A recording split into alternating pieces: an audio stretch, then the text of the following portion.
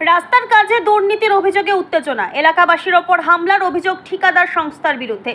ভূতনির উত্তর চণ্ডীপুর পঞ্চায়েতের শঙ্করতলা এলাকায় রাস্তার কাজ ঘিরে চাঞ্চল্য। উত্তরবঙ্গ উন্নয়ন পর্ষদের তত্ত্বাবধানে প্রায় 2.5 কোটি টাকা ব্যয়ে 2.5 কিলোমিটার ঢালাই রাস্তার কাজ চলছিল। এই উন্নয়নমূলক প্রকল্পে খুশি ছিলেন এলাকাবাসীরা, কিন্তু কাজের মান নিয়ে প্রশ্ন তুলতেই উত্তপ্ত হয়ে ওঠে পরিস্থিতি।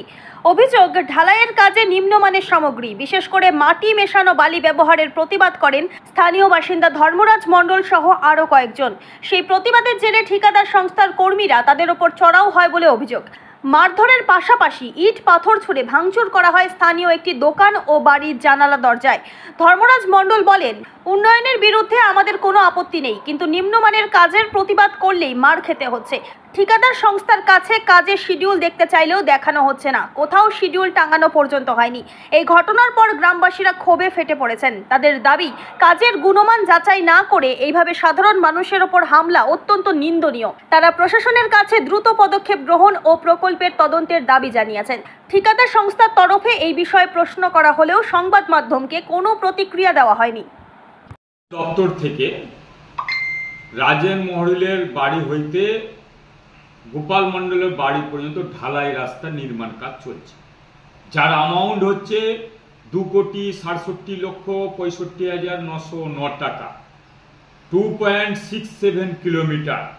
বারবার ওইখানকার লোকাল লোকের বিস্তর অভিযোগ নিম্নমানের কাজ করা হচ্ছে, কারণ এই সরকারের, এই দুর্নীতিবাজের সরকারের সমস্ত জায়গায় লুট করাই হচ্ছে উদ্দেশ্য।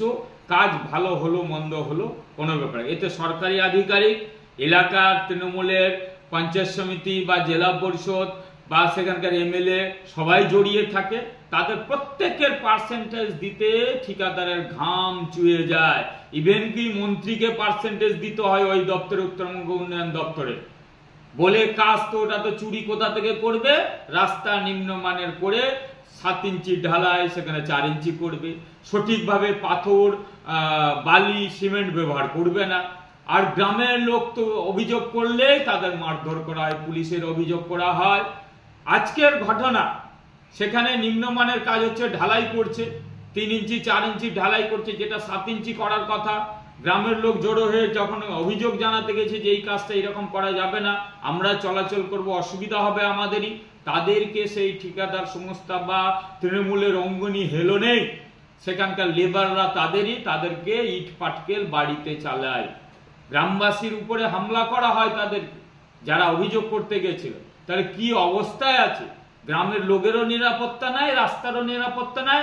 ওদের একটাই উদ্দেশ্য, সেখান থেকে চুরি করতে পারলে হলো, আমরা সবাই টাকা পেলে মুখ বন্ধ হতে, প্রশাসনের মুখ বন্ধ, সেখানকার তৃণমূলের নেতারও মুখ বন্ধ, উপর লেভেলের মুখ বন্ধ। এই হচ্ছে অবস্থা। মানুষ অসহায় এখন এই সরকারে, কারণ নিজের বাড়ির রাস্তা, এলাকার রাস্তার কাজের যদি সঠিকভাবে না করাতে পারে, তা তাদের তো সেই গ্রামে থাকা না থাকা একই ব্যাপার আছে, অথচ তাদের উপরে ইট পাটকেল ছড়া হয়। আমরা ভারতীয় জনতা পার্টি সর্বদাই মানুষের পাশে থাকি, এর অভিযোগ করব বিভিন্ন জায়গায়, এবং এর তদন্ত সাপেক্ষে সঠিক যেন কাজ হয়, নাহলে চোরদের উপযুক্ত শাস্তি হয়, এই ব্যবস্থা করব।